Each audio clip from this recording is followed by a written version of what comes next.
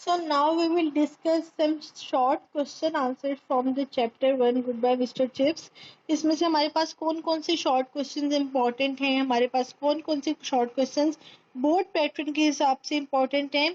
As you can see हमारी जो mister chips की बुक है उसमें हमारे पास इन्होंने क्वेश्चन आंसर्स या कोई भी किस्म की एक्सरसाइजेज नहीं दी हुई, बट जो हमारा बोर्ड का पेपर पैटर्न है उसके अंदर हमारे मिस्टर चिप्स में से शॉर्ट क्वेश्चन आंसर्स आते हैं और उसमें चॉइसेस होती हैं कि आई थिंक 1 या 2 की चॉइस होती है और बाकी हमने 5 to 6 क्वेश्चन आंसर्स अटेम्प्ट करने होते हैं। सो मैं आपको इसमें से कुछ इंपॉर्टेंट क्वेश्चन आंसर्स बता रही हूँ जो आपको इसमें से याद करने पड़ेंगे। First one is how did Chips measure time, मतलब जो चिप्स है वो किस तरह से टाइम मेजर करता था। तो इसका आंसर आपका फर्स्ट पेज में आपको मिल जाएगा। In the first paragraph, like an old sea captain, Chips measured time by the signals of the past, for he lived at Mr. Wicket's just across the road from the school. ये हमारे पास इसका answer chapter number 1 में first paragraph में इसकी जो 5th line है, for Chips like some old sea captain still measure time by the signals of the past, and he might, for he lived at the Mrs. Wicket just across the road from the school. यहाँ तक कि इसका answer होगा। I am repeating the question, how did chips measure time, chips जो है वो time किस तरह से measure करता था। The next question is, what was the problem with Mr. Chips as diagnosed by Dr. Merrill? What did Chips doctor say him about him? मतलब chips को कौन सी बीमारी थी, क्या इशू था चिप्स को, जो मेरेवल था उसने क्या बोला था कि चिप्स को कौन सी बीमारी है।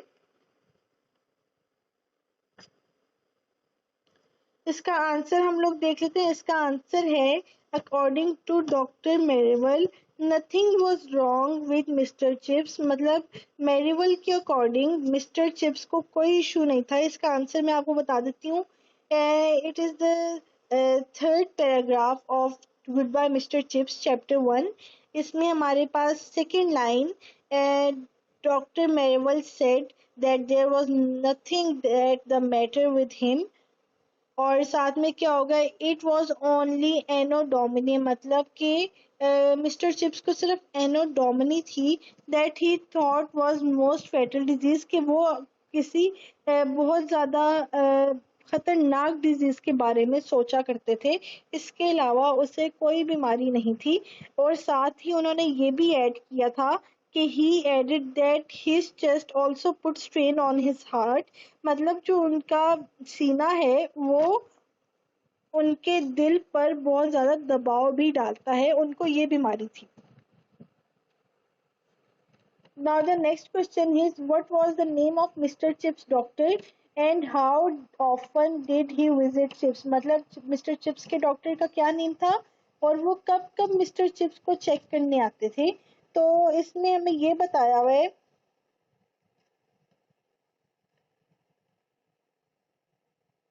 इसका आंसर हमारे पास ये होगा,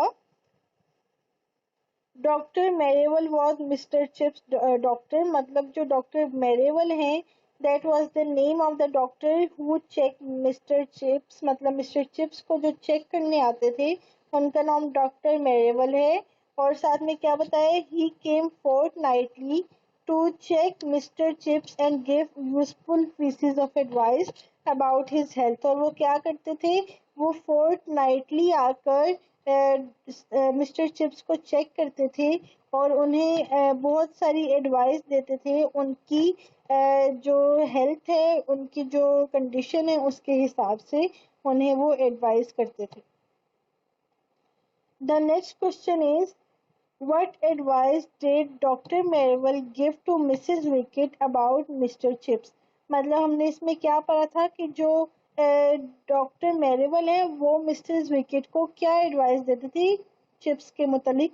तो हमने इसमें क्या पढ़ा हुआ, थर्ड पैराग्राफ में आप लोग देखें, इसमें थर्ड लास्ट लाइन है कि Merrill would sometime take Mrs. Wicket aside in the lobby and whispered, "Look after him, you know his chest. It put a strain on his heart." And तो ये मतलब वो क्या क्या बताते थे कि Merivale advice him to look after him because मतलब किस लिए मैरिवल मिसेस विकेट को लॉबी में साइड पर ले जाते थे। उन्होंने कहते थे कि आप मिस्टर चिप्स का ख्याल रखा करें क्योंकि उनका जो चेस्ट है वो उनके दिल पर दबाव डालता है।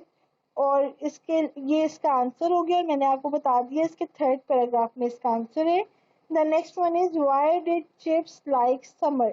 जो चिप्स है उसको समर क्यों पसंद है? Chips liked summer because it was his favorite season. Did not like winter because he had bronchitis, and in winter his chest put strain on his heart when eastern winds blow over the fenlands. अब इसमें क्या बताया हुआ है कि जो chips है उसको कौन सा सीजन पसंद था, उसको समर क्यों पसंद है।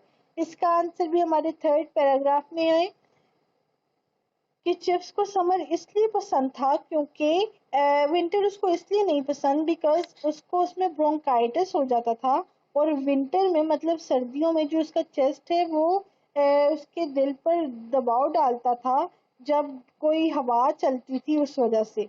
अब देखें जो थर्ड 3 क्वेश्चन मैंने आपको बताए वो हमारे इस थर्ड पैराग्राफ में से ही बन गए और जो फर्स्ट क्वेश्चन मैंने आपको मैयर टाइम वाला बताया वो मैंने आपको फर्स्ट पैराग्राफ में से बताया।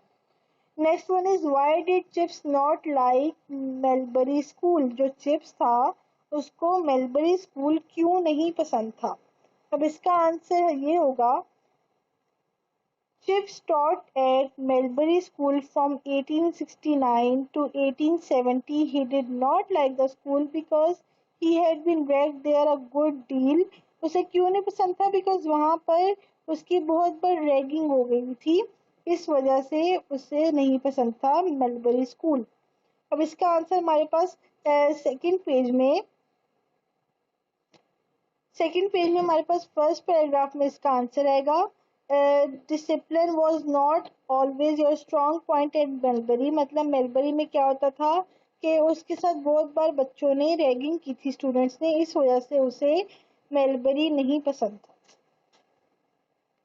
The next one is who was mister Wetherby? Mister Wetherby कौन था? अब mister Wetherby is a fatherly and courteous character, was a headmaster of the school in 1870 और वो मिस्टर चिप्स को बहुत सारी यूजफुल पीसेस ऑफ एडवाइस भी दिया करते थे। कौन था मिस्टर वेदरबाय? वो एक बहुत कर्टियस और फादरली कैरेक्टर थे और स्कूल के हेडमास्टर थे इन 1870 और वो मिस्टर चिप्स को बहुत सारी यूजफुल एडवाइस भी दिया करते थे। What is the next question? The next question is how did Mr. Chips take his first class? मतलब मिस्टर चिप्स ने अपनी पहली क्लास किस तरह से ली? तो इसके लास्ट पेज पे इसका आंसर होगा चैप्टर 1 के लास्ट पेज में। It proved to be a difficult task for him because the hall was full of the 500 mischievous boys ready to attack him. मतलब कि सॉरी इसका आंसर हमारे पास होगा सेकंड पेज में इसका आंसर कि उसमें क्या हुआ था कि मिस्टर चिप्स ने जब फर्स्ट क्लास ली तो उसके लिए बहुत मुश्किल टास्क था बिकॉज एक हॉल था जो कि 500 बहुत सारी शरारती बॉयज से भरा हुआ था जो कि उसकी हर हरकत पर गौर कर रहे थे। ये देखें इसका जो सेकंड लास्ट पैराग्राफ है, लास्ट पैराग्राफ में इसका आंसर आ रहा है big hall full of lusty barbarians ready to pounce on him as the legitimate prey।